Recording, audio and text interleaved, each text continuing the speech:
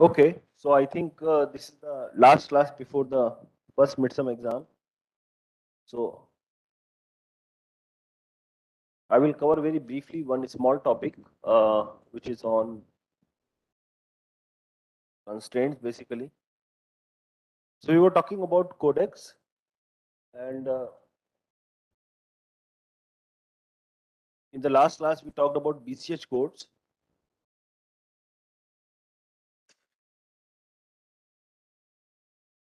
So I have to discuss this paper of 2016 by Blavert, and which is from the group of George Church. But before that, so I already covered. So as I mentioned earlier, they are they are talking about BCH code and Reed-Solomon codes. But then there are certain constraints that they have taken into consideration. So I'm going to describe the constraint that normally people take in DNA storage area. So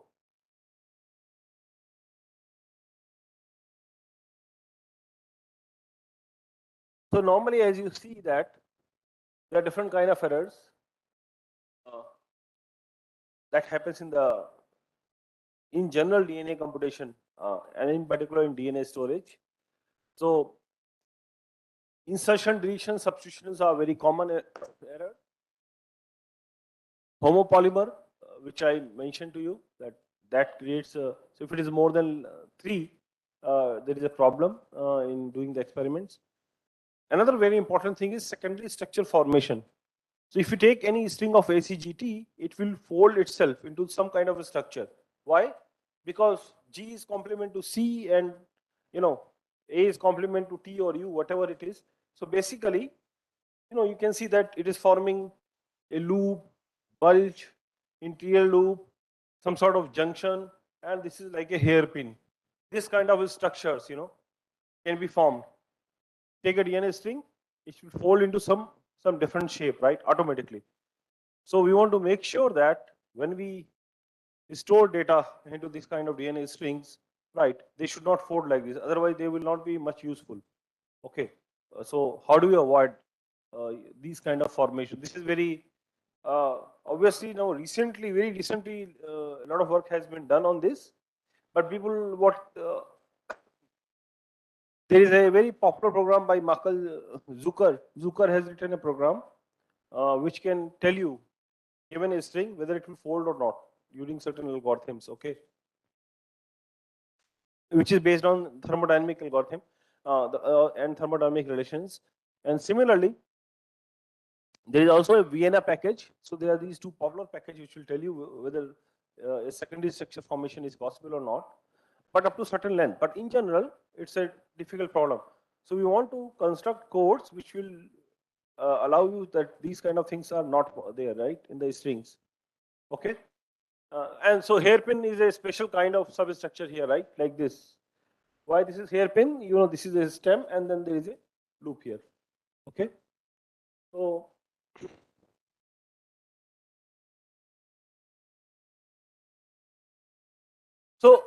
these collection of strings are known as DNA codes, basically. Just like in our classical coding theory, I covered to you, bunch of binary strings is known as binary code.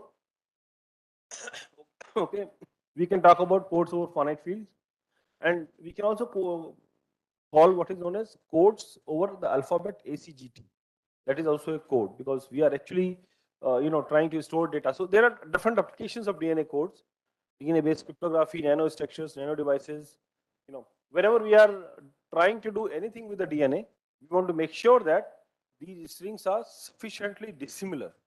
Okay, so sufficiently dissimilar means certain constraints should be there on while we construct these strings, and I am going to describe those constraints here, right? So, and obviously we want a large set of pool of DNA strings so that we can do a lot of applications out of it, right? So we want a lot more DNA strings. Okay, so we want to maximize this collection. such that it satisfies certain constraints. So what are those constraints which I'm going to talk about? And then there are a variety of applications.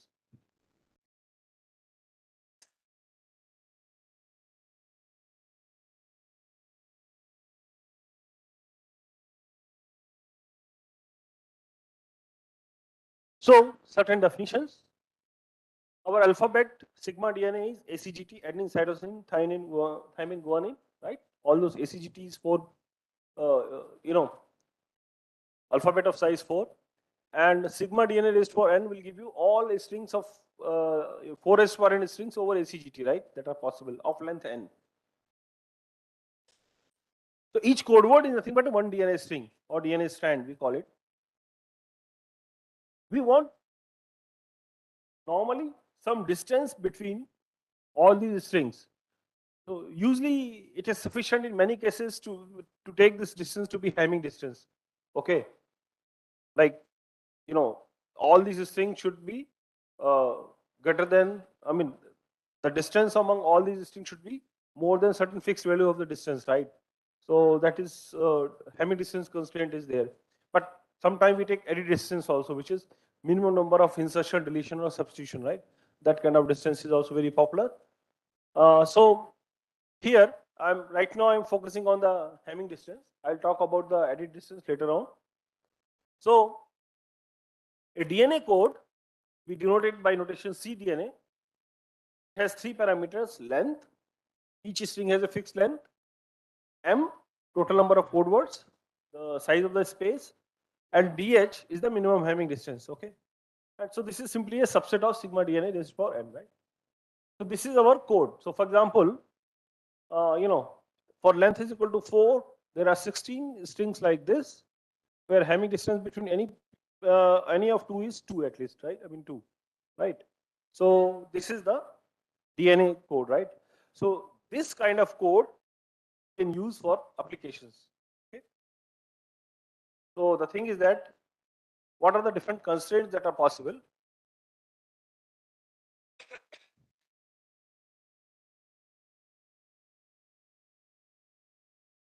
So our goal is to maximize the number of code words M on this alphabet. Okay.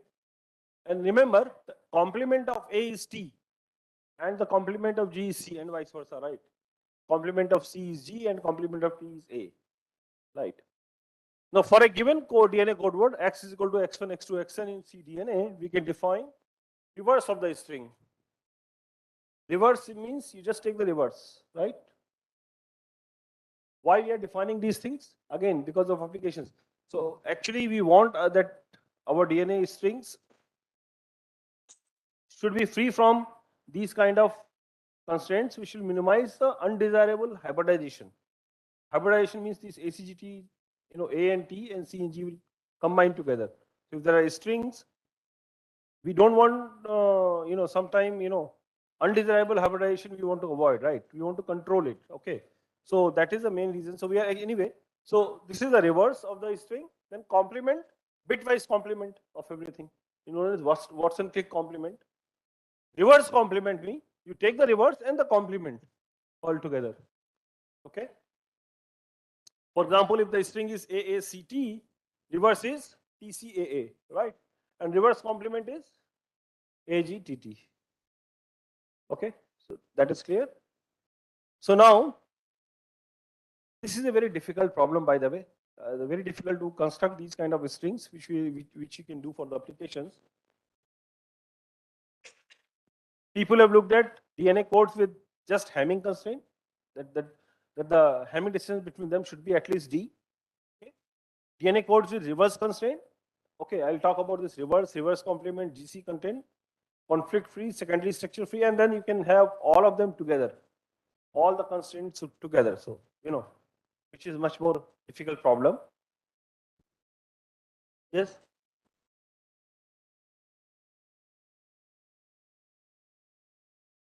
So this is reverse. If you take complement, T will become A, C will become G, and TT.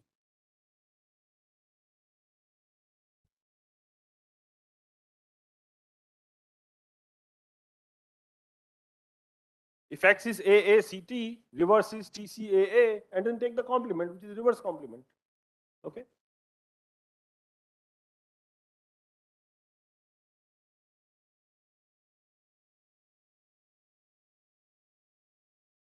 So normally, actually, they are defined like this, that whenever there is a collection of DNA strings, the Hamming distance between them should be at least D.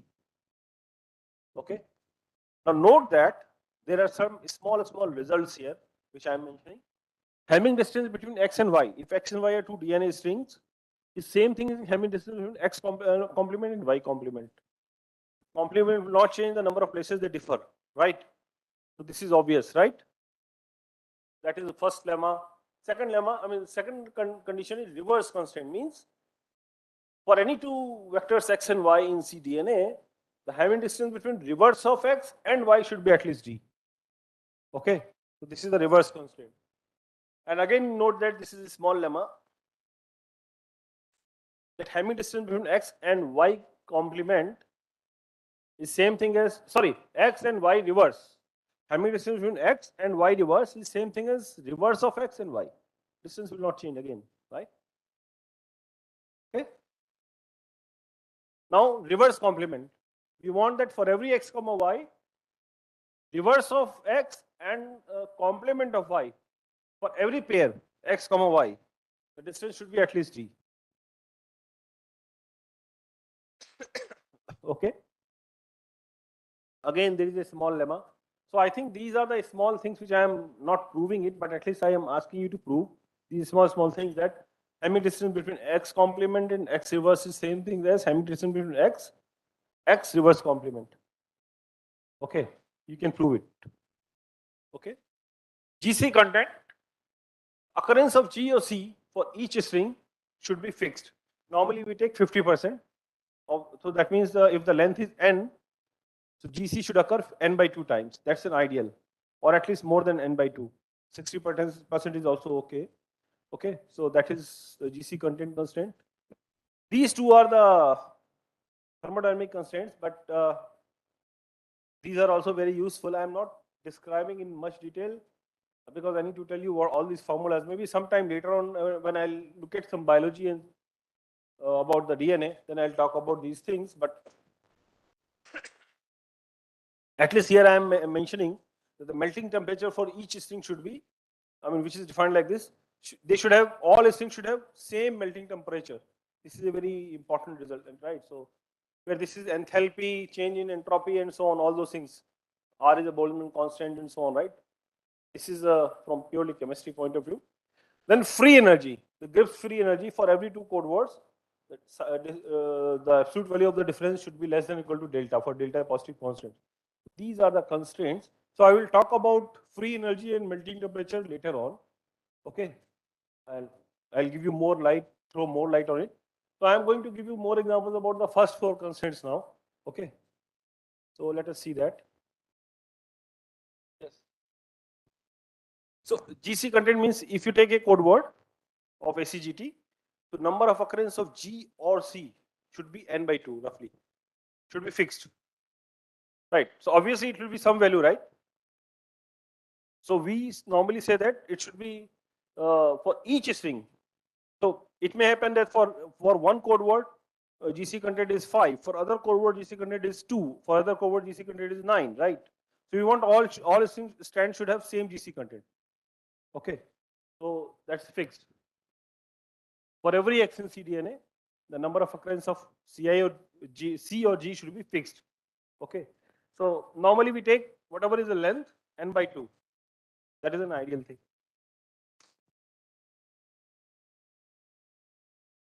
So here is another example. You see that this is collection. Length is 4.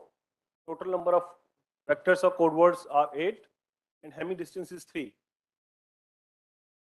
So now you can actually, it's easy to see that if X is this, reverse is this, complement is this, reverse complement is this, Y is this, Y reverse is this, and all these properties holds, which I mentioned to you, right? For this code.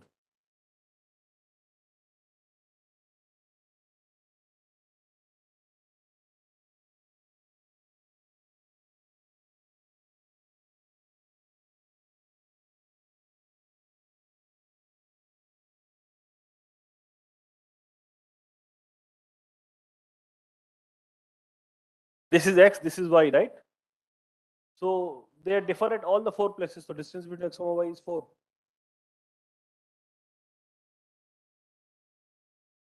Here,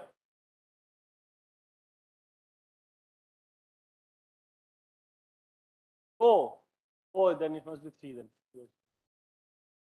Yeah. Either you change the symbol there or you change the distance there. Anyway, that is. I mean, these kind of mistakes do happen anyway.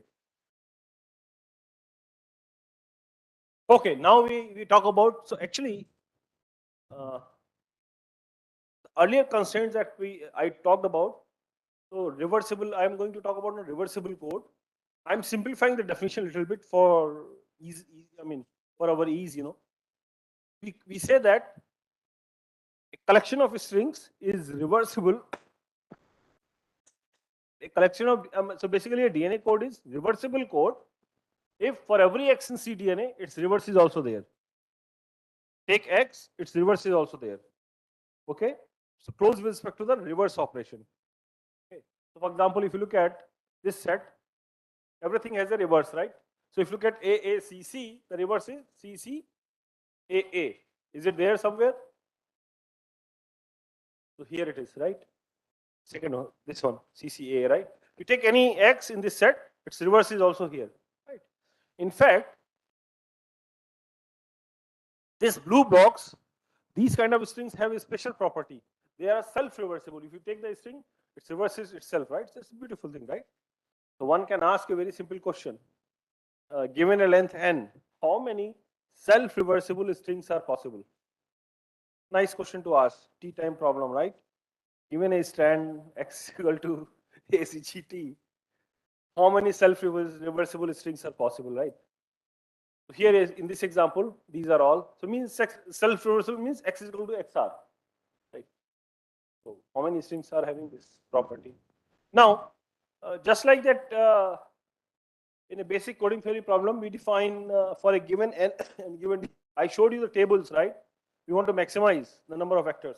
So we can define similarly A4 and D. N is given, D is given. We want to find the collection of strings which are reversible. Okay, the maximum size, what is possible? The maximum size of a reversible DNA code we can define. And we can find, try to find value. So there is a paper in 1999 where people have done a lot of work in this, finding these relationship between these bounds, Complement code. For every X in cDNA, its complement is also there. Okay. So now you look at this example. Take any string here. For example, if I take TACG, the complement will be ATGC, which is first one, right? Every string is. So this collection is closed with respect to the complement operation. And now note that there is no self-complementary string possible. You know why? I hope it is clear why there is no self-complementary. So there are no strings X such that its complement is same. How it is possible, right? So that is there, right? Anyway, so again, we can define A4, C, and D.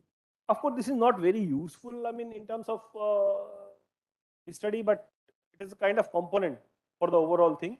So A4, C, and D is the maximum size of complement DNA code.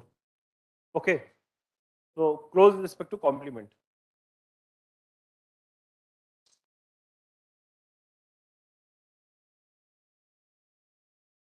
Next is, so DNA, so reversible complement. This is very interesting. For every X in cDNA, its reverse complement is also there. Close with respect to reverse complement operation. So you can verify in this collection, this property holds, and this blue box X equal to XRC. Right. So there are strings. Again, the question can be asked, how many, right? How many self-reversible complement strings are possible for a given length n?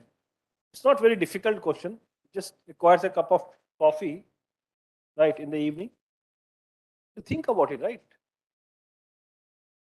Yeah. So you need to think how to Yeah, I mean, you're right. I mean, how to arrive it. So essentially, I am giving you all the questions for the exam, right? So you can think. Okay. And again, we can have A4 RCND, the maximum size of reversible complement DNA code, right? That function we can define.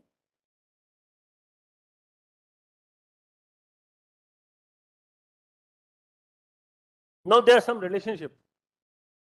If a code is reversible complement, this does not imply that it is reversible. For example, if this code you see, so for every X in cDNA, its reverse complement is also in cDNA. But just reverse is not there in the DNA. For example, if you take any of these string X is equal to GGAA, right? Or so basically if you take X is equal to AAGG, it's reverse, GGAA is not there. Right? So reverse complement does not imply reversible. Okay, that is something to observe. And reverse complement does not imply complement also, right? So if the code is closed with respect to reverse complement, it is not necessary that it is closed with respect to complement or reverse. Okay, but if the code is reversible and complement both, it is reversible complement. Converse is true. So if it is if a set of DNA strings is closed with respect to reverse operation and closed with respect to complement operation, then certainly it will be closed with respect to reversible complement operation. All these things requires a small proof, right? So this is anyway giving a counter example. Here you have to prove it. Okay. So I mean here you can see that as an example, if this is cDNA, it is closed with respect to reverse and complement, and also with respect to reverse complement. So many times this is quite useful. If I want to show that a collection is closed with respect to reverse complement, it is sufficient for us to show that it is closed with respect to reversible and closed with respect to complement, and we are done, right?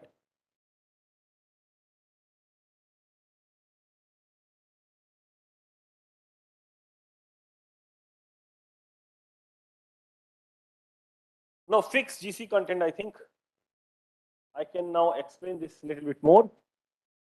Uh, so it's kind of fixed composition of C or G. If you look at this code, length is 4, 8 strings are there, Hamming distance is 3, and U is 2. I mean the GC content is 2. So you see GC is occurring twice, GG is occurring twice, GC is occurring twice, GC is occurring twice, GG is occurring twice, CC is occurring twice, right, and so on. So each string has composition of G or C, fixed composition, right, and it is constant. So one can study A4, GC, and DU code, the maximum size of DNA code with a fixed GC content. Okay. All these things are having certain biological. I have not touched about the biology of any of these things initially, so that you get some hold on the codes. I have to touch. I have to talk about DNA synthesis machine, how it works. DNA, sequencer, how it works. Essentially, to cover the biology and the chemistry of the stuff. Then only you can understand. Otherwise, it's a black box for you, right?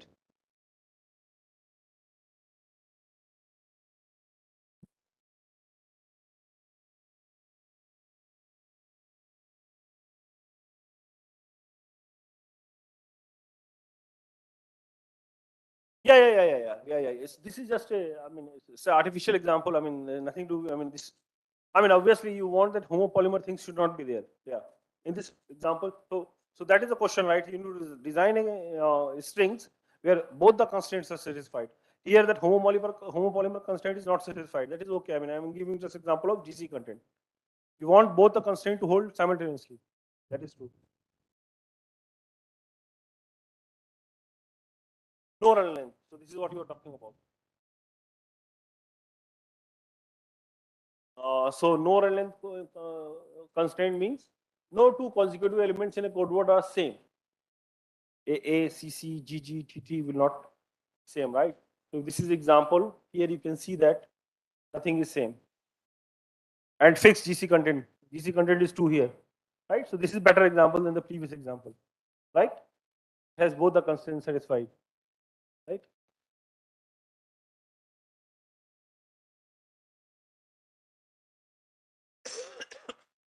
Okay. So now this is a homopolymer constraint, right? Now, in fact, we in our group thought that we generalize this idea. So here we are repeating one bit, A, C, C, G, G, T, T, right? And we asked this question, can we generalize this idea? Obviously, we said that mathematically what will happen. So we looked at that paper we'll discuss later on. We generalize this idea, and it turns out that it is actually useful for the application point of view. Okay, so we have done it first time actually. So I'm going to talk about it. We call it conflict-free DNA strings. So these are the DNA strings with no consecutive repetition of DNA blocks. So blocks are not repetition, not repeated. So it's a generalization of homopolymer free sequences. For example, in here, A is repeating how many times? 5 times, right? So this is a repetition, right? So this is a single bit repetition. I'm now looking at the block. For example, if you look at this string, ATCA, TCGT. So this is 2 conflict-free DNA string, means free from consecutive repetition of DNA blocks of length 1 and 2. When we are saying 2 conflict-free, free from blocks of length 2 and 1 both. What are the DNA blocks of length 1? ACGT, our previous constraint. And DNA blocks of length 2, there are 16 possibilities. Right, so basically now in the string, CA, CA, CA, CA, something like that, or G, CG, CG, CG, any of these 16 bits should not repeat certain number of times, right? This is generalization, okay, about the whole idea.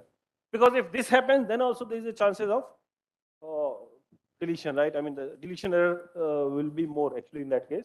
So we want to protect this, right? So we can say that one conflict-free DNA or L conflict-free DNA code if each DNA code word is L conflict-free. So now more constraints are there. I want to get the bunch of DNA strings which are L conflict-free, right? So all the lower blocks are not there, repetition. So this is another interesting problem, right? Now, one important observation, if a DNA string is L conflict-free, means all the strings are L conflict-free, that means they are free from the repetition of the blocks of to length L, L minus 1, L minus 2, and so on up to 1, right? Their reverse complement and reverse complement DNA strings are also L conflict free. And this property will be true anyway because we are just, if one is condition is there in the original string, all the other things will happen. Okay, so this is something very important. Okay, so I think probably I don't have any other yeah, one more constraint. Strings should be free from secondary structure formation. I told you that the secondary structure I showed you, right? It folds into itself, right? That should not be there for all the strings. So that is another constraint. So for example, you see if this is a strand, I mean this is the strand, a sub portion here is complement to the other portion there, right? So it will combine to form some secondary structure, right? So we want all the strings should be free from the secondary structure. This is something very, very important. And again, an observation, if a DNA string is free from secondary structure, then reverse complement and reverse complement DNA strings are also free from secondary structures, right? How many constraints I talked about? So many. So the goal is to construct a large set of DNA string having all these constraints together. How do we approach this problem? Two approaches. One is algorithmically or computationally. You try to generate the large set of strings and choose. There could be greedy algorithm, or there could be stochastic local search, right? You just generate random strings and try to collect it from there, right? Whatever suitable strings are there. So these are the approaches. Some some work has been done in this area. And also there are some algebraic ways, like using coding theory, classical coding theory techniques, people can construct. In fact, my student Krishna Gopal has done some work, more work here in this area about construction of secondary free structures. The first paper was by Naveen Kashyap and Olgika. So Naveen is my colleague, and he's professor at ISC Bangalore. Anyway, so I think that's all for today. I gave you some idea about the strings. I'm not going to cover anything new because then again, so this much is in the exam, right? Up to this point. I hope. Yeah, so paper, there will be 4 questions as usual, right? So it's very simple. And whatever questions I have asked in the tea time problems will be there anyway, right? So yeah, no. So basically, for example, I have today itself I have asked you many things. Right? Every lecture you can see that I've asked these kind of questions. I can ask any of them. Certainly, I will ask at least 1 or 2. So now you know. If you know the answer, then it's all done, right?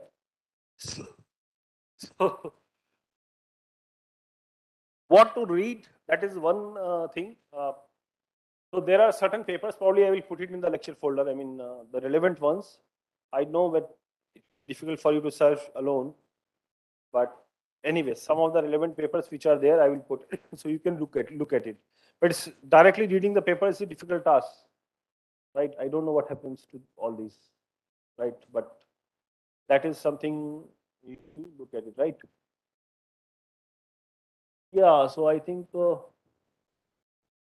now in the next class, I will use these techniques and I will describe the work of George Church, which they have done in 2016.